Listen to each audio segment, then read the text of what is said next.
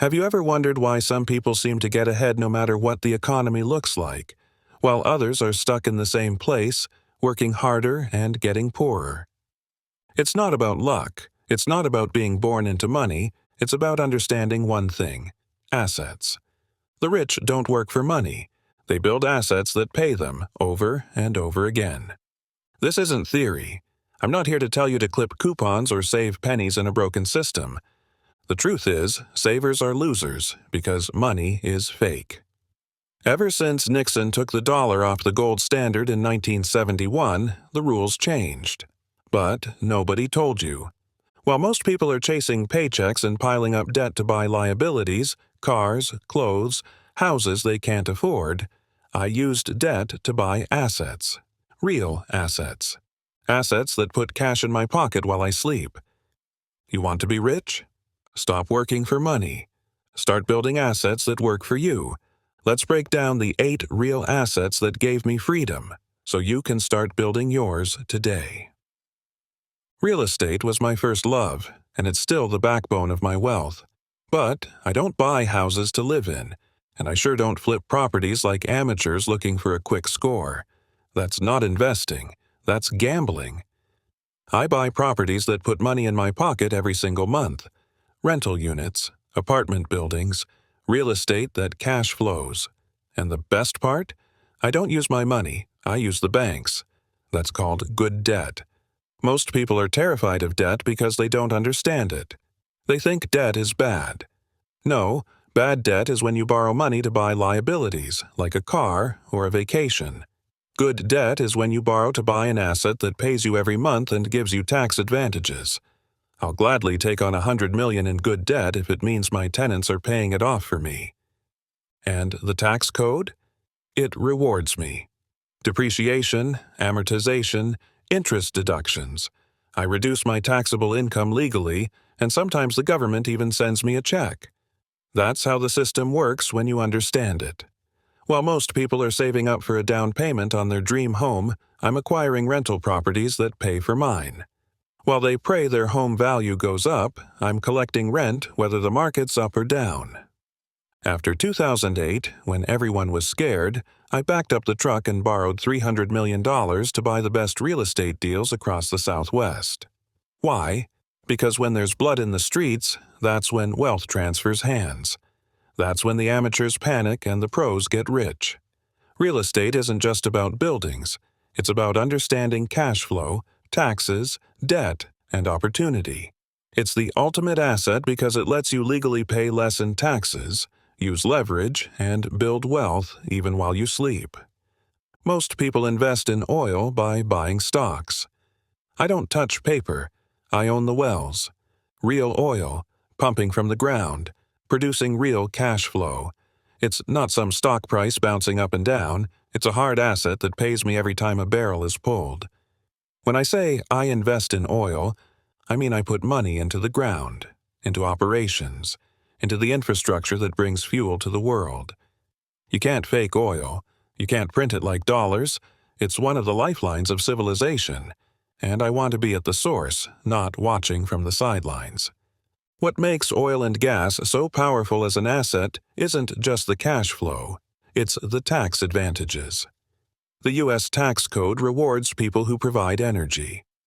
I get deductions for drilling, for depletion, for tangible and intangible costs. That means I can make a lot of money and keep most of it. While the average employee is paying 30 to 40% in taxes, I legally pay far less because I produce something the government needs. That's not cheating. That's understanding the rules of the game. And here's the real kicker. When oil prices spike and the average person is groaning at the gas pump, I'm cashing bigger checks. Inflation doesn't hurt me, it pays me. When people complain about global instability or energy shortages, I see opportunity. I'm not betting on stocks. I'm not betting on politicians. I'm betting on the fact that the world still runs on energy, and will for a long time. Most people think oil is risky. Sure, if you're gambling on price swings, it is, but I'm not in it to flip. I'm in it to hold, to collect, and to benefit from one of the most powerful forces on the planet.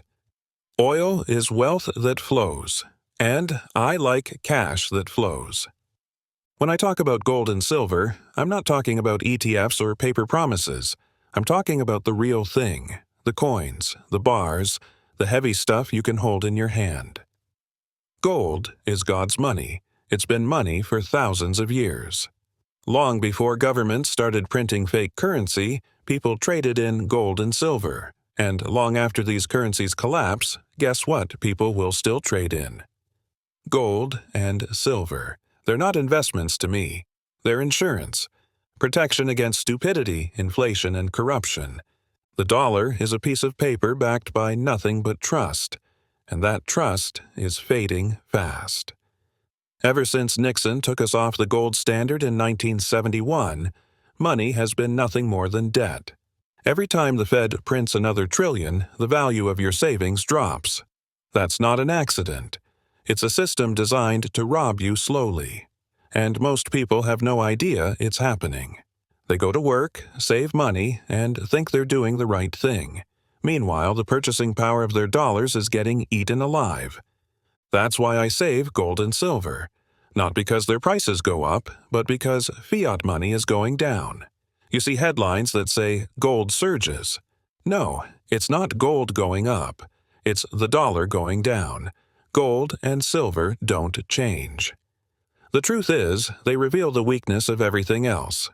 That's why central banks are hoarding gold while telling you to invest in stocks and save dollars. They know what's coming. I started buying silver as a kid. Today, I own gold mines and warehouses of metal. Not because I'm a doomsday guy, but because I understand history. Every paper currency in history has eventually gone to zero. Gold and silver are real. They are honest money. And in a world drowning in debt and fantasy, I want to hold something eternal. That's why I don't save dollars. I save gold and silver. Bitcoin is the newest form of money I trust, not because it's trendy, but because it's built on rules, not rulers. While governments keep printing fake money and inflating away the value of your savings, Bitcoin does the opposite. It's designed to be scarce. There will only ever be 21 million. That's it. No central bank, no politician, no emergency committee can suddenly decide to make more. That alone makes it more honest than any currency in the world today. People ask me why I own Bitcoin, and I tell them, it's not just an investment, it's a protest, a bet against the corruption of central banks, against the printing press that steals from savers and rewards debt. I've said it for years. Money became trash in 1971 when Nixon took the dollar off the gold standard. Ever since, the dollar has been losing value, and most people are too distracted or too uneducated to see it. They keep saving paper while the elites keep printing it. Bitcoin is digital gold. It's decentralized, borderless, and unconfiscatable if you hold it right. Unlike gold, it's easier to move, divide, and store. That makes it powerful. But the real power of Bitcoin isn't the technology. It's the philosophy. It's about freedom. It's about taking back control from systems that are rigged to keep you poor. When I buy Bitcoin, I'm not hoping for a quick flip. I'm storing value outside of a broken system. Now, I'm not saying go all in. Bitcoin is volatile, and if you don't understand it, you'll panic at the first dip. But volatility is the price you pay for opportunity. I don't own Bitcoin because I want to get rich overnight. I own it because I don't trust the government to manage my money. I own it because I see the writing on the wall. Fiat is dying. Bitcoin is rising. It's not just a digital coin, it's the future of freedom. Most people work hard their entire lives, trading hours for dollars. That's a trap. The moment you stop working, the money stops too. That's not freedom, that's slavery with a paycheck. I learned early on that if I wanted to be rich, I needed to build something once and get paid for it forever. That's the power of intellectual property. I wrote Rich Dad, Poor Dad over 25 years ago. Just one book. And that one book turned into a global asset that pays me every single month in dozens of currencies from over 50 countries. That's not just income, it's cash flow with a long tail. The beauty of intellectual property is that it's scalable. You create it once, whether it's a book, a course, a podcast, a brand, and it can be duplicated and sold endlessly without you having to show up every time. That's not a job. That's leverage. Most people say, "But I'm not an author." I say, "Good. You don't have to be." Do you know something that others don't? Package it. License it. Share it in a way that solves problems. That's how you create an asset out of your brain. The school system never taught us this. They taught us to memorize and obey, not to create and license. But in the real world, ideas are more valuable than effort. One great idea, well executed, can pay you for life. And unlike a job, intellectual property doesn't take vacations, get sick, or ask for a raise. It just works, 24/7, across borders, across time zones. I built a brand. I built systems around it. I licensed content to schools, platforms, and publishers, and every time someone reads a page, listens to a clip, or signs up for a course, I get paid. That's what I call smart work, not hard work. Intellectual property is one of the most overlooked assets because it doesn't look like a building or a bank account. But once you experience what it means to earn forever from something you made once, you'll never want to work the old way again. Owning a piece of paper that says you own part of a company is not the same as owning the business. That's the mistake most people make. They think buying stocks is investing in business. It's not. It's speculation, and you're trusting people you've never met to manage your money. I don't do that. I don't just invest in companies. I build them, or I buy into ones I fully understand. Real businesses that solve real problems and generate real cash flow. The difference is control. When I own a private business, I know what's going on.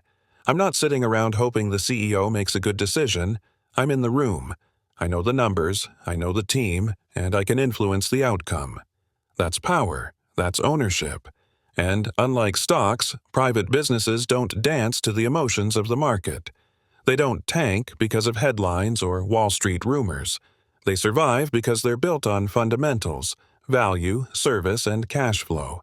When I started out, I didn't have millions to throw around. I started small. My first business was selling nylon wallets.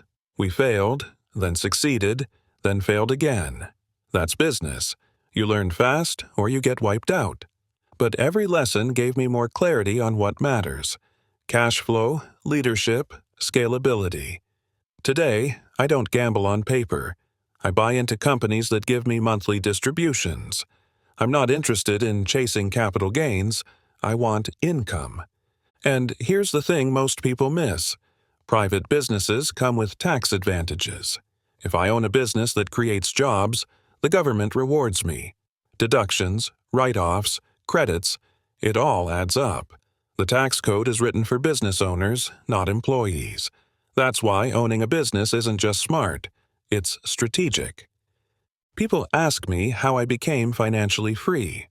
I didn't save my way there, I didn't work my way there, I built and bought businesses that print cash every month. That's the game the rich play, and once you learn it, you'll never go back to hoping your mutual fund hits the jackpot. Most people don't think of agriculture as a path to wealth.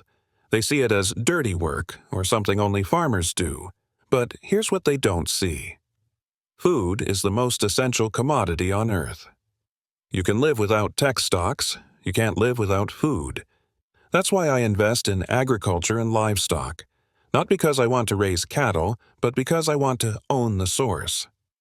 I don't buy steak. I buy the bull that makes it. Specifically, Wagyu bulls. Their semen is worth more than gold per ounce, and it sells around the world. Every time a rancher wants to improve their herd, I get paid. That's not a job, that's cash flow from nature itself. You see, most people invest in things they don't understand. They gamble on apps or trends, chasing whatever's hot this week. Meanwhile, I'm focused on what people will always need: food, water, energy. These are not luxuries. These are life. And if you control the source, you don't just make money, you control the flow of value. I don't own grocery store stocks. I don't speculate on food delivery companies.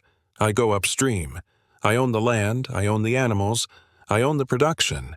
There's also power in branding. Wagyu isn't just beef, it's a brand, like Mercedes or Rolex. People pay a premium for quality. And when I own the bulls, I own the brand at the breeding level. I don't raise the herd, I license the genetics. Again, it's leverage. I create or control the asset once, and the income keeps flowing without me having to do the daily grind. In a world that's getting more unstable, with supply chains breaking and food prices climbing, I'm not worried. I'm prepared. When others panic about inflation at the grocery store, I profit from it, because I didn't wait until food became scarce. I invested when nobody was paying attention. Agriculture isn't flashy, but it's forever. And when you own the source, not the shelf, you'll always be ahead of the curve. Financial education is the most valuable asset I've ever acquired. Not real estate, not gold, not Bitcoin, education. The reason most people struggle with money isn't because they don't work hard, it's because they were never taught how money works. They were taught how to earn it, not how to keep it, grow it, or multiply it. And that's why no matter how much they make, it slips right through their fingers. Money without financial intelligence is like water in a leaky bucket. You can keep pouring it in, but it'll never fill up. I wasn't born rich. I didn't come from a family of bankers or CEOs. I came from a home where my poor dad, who was highly educated academically, knew nothing about money. He believed in getting a good job, saving money, buying a house, and retiring with a pension. That's what the system taught him. That's what the system teaches most people. And that's exactly why the system keeps them poor. The rules changed in 1971, but the education didn't. My rich dad taught me something school never did: how to make money work for me. That's financial education. It means understanding the difference between assets and liabilities. It means knowing how to use debt, not fear it. It means paying yourself first, using taxes to your advantage, and building cash flow instead of chasing paychecks. Once I understood that, everything changed. I stopped working for money and started building systems that make money for me. People think knowledge is power. It's not. Applied knowledge is power. You can read all the books in the world, but until you change how you think and act around money, nothing changes. Financial education turns trash, fiat money, into cash flow. It shows you how to see opportunity where others see risk. It gives you control, clarity, and confidence in a world that's trying to keep you confused. Every other asset I own came because I understood this first. Without financial intelligence, you'll always be at the mercy of the paycheck, the economy, or the government. With it, you become free. So now, you've seen the 8 assets that made me financially free, and not one of them involves saving money, working overtime, or blindly trusting the system. I don't play by the rules that were designed to keep you poor. I learned the game. I studied money. I built real assets that work for me, whether I'm working or not. That's the difference between the rich and everyone else. The poor work for money. The rich make money work for them. And here's the truth no one in school, government, or media will tell you. You can do it too. You don't need to be a millionaire to start. You need to change how you think. That's where it all begins. Stop asking, "Can I afford this?" and start asking, "How can I afford this?" Learn to use debt as a weapon, not a trap. Turn your ideas into income. Own the source, not the scraps. Build cash flow, not status. If you take nothing else from this, remember, the most dangerous asset is ignorance. The most powerful one is financial education. Every asset I've shared with you today is a path out of the rat race, but only if you act. Only if you stop waiting for someone else to save you. Only if you decide to stop working for money and start building the assets that will buy your freedom. Now the question is, what will you do with what you just learned?